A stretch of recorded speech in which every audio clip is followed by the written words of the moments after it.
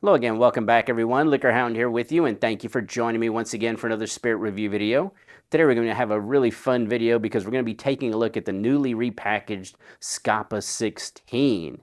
On top of that, we also have the Scapa 21 for us to take a look at and see how it's doing, compare the two. But the Scapa distillery is the one of two distilleries there on Orkney. Of course, the other being the very famous Highland Park distillery. Both of these are very subject to a lot of brine and being right there on the coast, they pick up that kind of character into the whiskeys. So I'm really curious to kind of convey this to you when I taste these side by side. And just for grins, I decided, you know what, let's break out the old Scapa 14. The Scapa 14 released around 2000, and then it was discontinued around 08, 09. Somewhere in there is when it finally was going away. They replaced this with the 16-year-old, which was in the same tall bottle. I think it came in a little gray box. And the Scapa 14, this was nothing fancy. This was 80 proof, $35, right around there. Even around 2010, 2012, these bottles were still on shelves. And I think the highest I ever saw them was maybe 50. Okay. Then they had the 16. The 16 in the tall bottle, I got to taste that recently as a buddy opened his, and it was beautiful, really nice, and a little more waxy character than this one had. But that was really enjoyable and solid up until this came out.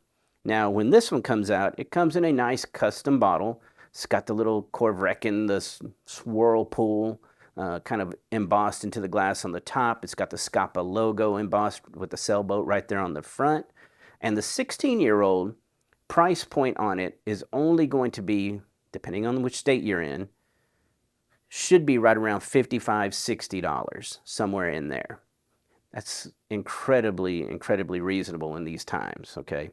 $55, $60 for a 16-year-old that's at 96 proof. Now, depending on states, because here in Texas, when I went to My Total Wine and saw it on the shelf, it was $126.99. That means I'd be looking at about $135 walking out the door. Well, I searched online, I found it somewhere else, different state, and was able to get my hands on that bottle for only, I think it was $70 total. That's after taxes. So look around and you can get the Scapa 16 for, again, $50 to $70. The 21 year, I found it for about $145, $150, okay? Again, I think if Total Wine has it, which they don't yet here in Texas, but if they got it, I'm sure this is going to be $200. But again, look online, $145 is what you should be. Comes in a really nice bigger box, right? This one. It actually slides out there on this one. Whereas the 16 is just a little, top flap, pull out the top. All right, let's go ahead and get to the actual nosing and tasting. Starting with the 80 proof, very approachable Scapa 14. Little swirl, coat that glass, boom, there you go. So enjoyable. This one is nothing but like honey and pears and, yeah, poached pears with honey drizzled on top. A little bit of like, kind of that dry, grassy, that little swaying grass you would see right there on the coastline. You can kind of smell that. Definitely pick up that briny, salty character in it. Not like Pulteney. Pulteney's even more so, but this has its good share of that. Lightly buttery. Dried apples to go with that poached pear. There's a little bit of cinnamon and almost a little touch of cardamom in it, which is kind of a unique note. But let's go ahead and taste it, see if they're all there. That's good. Such a drinker. Never judge that first sip, right? You're supposed to just enjoy it, and I'm just checking to see if there's any transitions. Okay, here we go. Medium viscosity. It's not too heavy, but medium viscosity. Kind of enters with that big kind of honey pear malt combination early. pepper spice ramping up on that mid palate, which is kind of unusual, but I would call this one a little white pepper, which is very similar to what Taliskers do. Get that pepper swell. Leather starts piling on the back end. Good amount of leather. A little bit of citrus, like a little citrus zest on that back end. Yeah, citrus zest, but when you get that pear and that apple in there, they really meld together really well. There's a touch of wax to it, but again, this is on the low end of a waxy whiskey for me. But it is in there, and you will notice it. A little bit of, let me double check this. Yeah, that really nice honey fruit combination. Then it drops right there, mid palate. As soon as that white pepper hits, starts backing off and receding. Lots of like a darker chocolate, shaved, chunky dark chocolate on this one. Bang, in with that leather. Going into almost like a little super faint cigar ash. It's not like Lagavulin, it's not like Isla where it's big and brash. This is something off in the distance, you're just picking it up just a little bit. Again, that little savoriness of that light butter, that little brine throughout the whole thing is super enjoyable. Yeah, it was solid then. It's still a solid whiskey now. But I'm here to tell you, I've already experienced this one a couple times. The game has changed, all right? Let me double rinse on that one, even though it's 80 proof. Crazy thing is, let me turn these all to their sides so you can see them really well. All of these are ex-bourbon barrel. There's no sherry casks involved, no port casks, nothing like that. And just looking at the color, you can tell the 14 is the lightest, as it probably should be, but it is very light. When only 2 years more of maturation gets you to this color. And then you see from 16 to 21, it does get a little darker, but not wildly. Okay, on to the 16, 96 proof. Hopefully around $60, $70 for you. Coat that glass, oh my goodness. This is wild. The crazy thing to me on this one, and every time I taste this with my friends, the thing I always say is, it has the spice component of an Indian whiskey. And I really enjoy some really good Amrut, the Indries. You know, it's just that whenever you taste those whiskeys, it's not like this one. I'm sorry, I need to turn that back around. This one kind of hits with more of a traditional, again, Talisker-like white pepper, a little cinnamon kind of on the baking spice spectrum that kind of shows that mid-palate. But it's really easy. That little cardamom I was picking up on the nose. It's more, you know, traditional. It's more what you expect. This one goes into that, again, that spectrum where it's like a spice market, where it's definitely cardamom, and it's also ginger, and it's a little everything in the air, saffron, and it's just intense and enjoyable. And that's what this one does as far as the spices. Now, the other thing you're going to notice is this isn't pears. No, it's not really like that one. That one was so just honey malt pear, real simple, little dried apple. This one is, let me think, this one's going to be papaya, guava,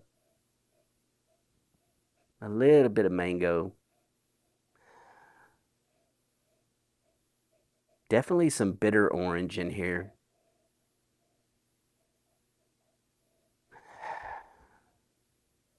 And all those spices. Some overly ripe soured fruits in here.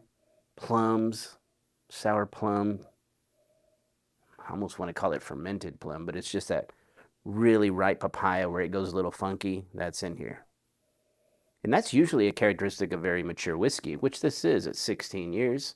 I've had 16-year-old whiskey, 15-year-old whiskeys that don't get to that tropical note. This one's gotten there. So let's go ahead and taste it.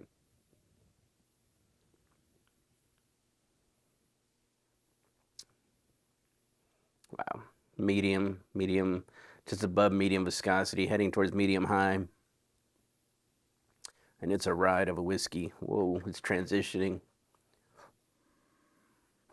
All right, here we go. Let's go.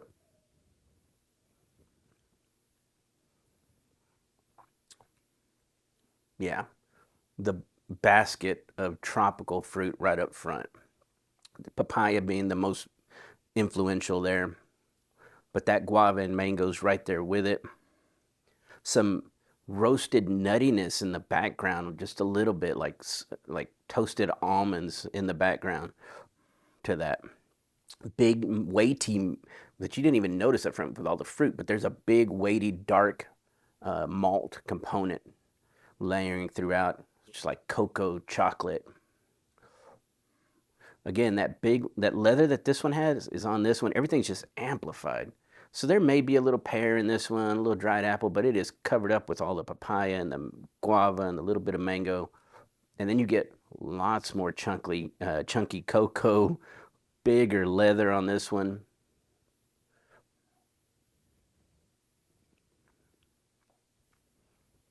There's like an orange marmalade in this one as well, adding a little bit of sweetness to everything. That beautiful spice market on the mid palate. Saffron definitely being a player in that. That little white pepper is still in here, kind of lingering on that back end. It's holding power, even though it's only 96 proof. It's holding on to that finish really well. Yeah, that cocoa leather, a little bit of tobacco was on this one on the back end. The beauty of the Scapa 16 is what a wonderful complex malt it is for that price point. It's incredible.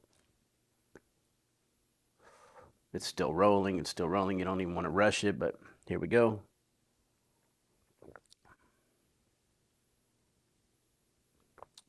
So now we're going to go to Scapa 21.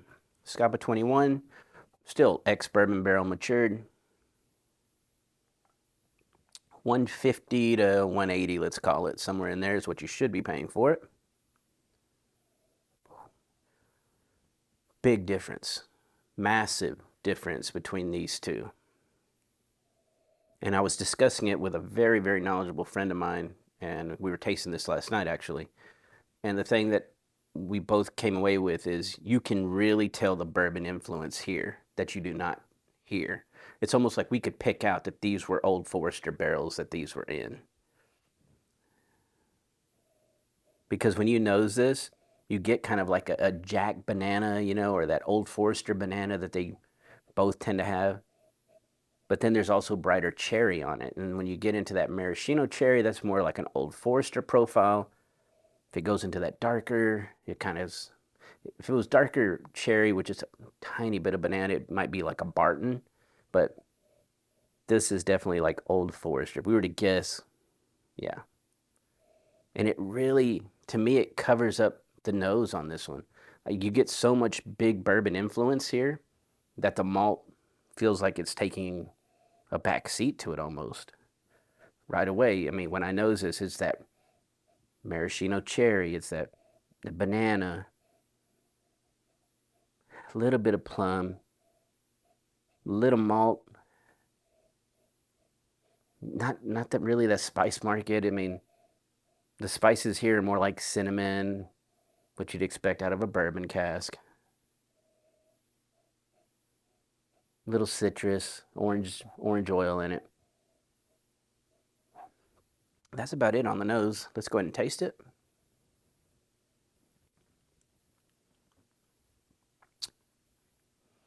It's 105.8 proof. Oh, there we go. So I was checking it medium. I'd say it's a little more viscous than this. It's almost medium high for sure on this one. Both of these batting above average for that.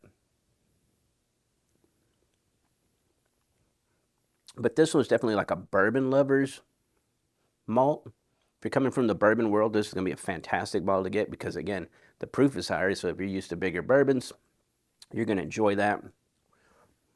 And you get that kind of, again, more traditional caramel, light brown sugar going into that little cherry, maraschino cherry, a little bit of that kind of creme brulee bananas. Yeah, creme brulee banana combination right there. I was actually thinking Bananas Foster, right? Where they, yeah, caramelize the bananas. But there's that kind of custardy profile to it. It's enjoyable. It's creamy. A little spicy on that mid palate because the proof is, again, 105.8.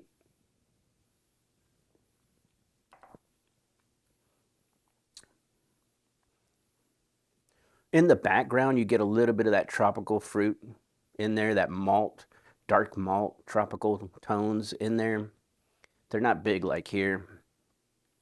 It's more that traditional that we're picking up on it as far as traditional ex-bourbon. Now, once you roll over past the spice peak at the mid palate, that's where you'll start to pick up a little more influence like this one had, where it starts going to that chunky dark chocolate. It starts going into that leather and that little tobacco note on that back end. So I would say from mid palate back, this is very similar, just a little more fuller with the ABV. But up front, definitely bourbon drinkers all day long right here. Malt drinkers right here, as far as when you're looking for something different, a little more complex. And then just for that, you know, that what we call breakfast malt, the easy drinker, the old Scapas were fantastic. Well, I hope you enjoyed this video review. I tried to keep it as short as possible, but if you like this kind of content, please consider joining us over at patreon.com/LiquorHound. That's how I'm able to continue funding to purchase these bottles to review for you. Because, again, I don't get these bottles sent to me. I'm actually out there picking them up, trying them, and then reviewing them for you so that you can go out there and make educated purchases yourself. So please join us over at patreon.com/LiquorHound. But if you can't, I greatly appreciate each and every one of my viewers, regardless of platform. So keep leaving all those great comments, and I'll get to them just as soon as I can. Everyone have a great day, and cheers.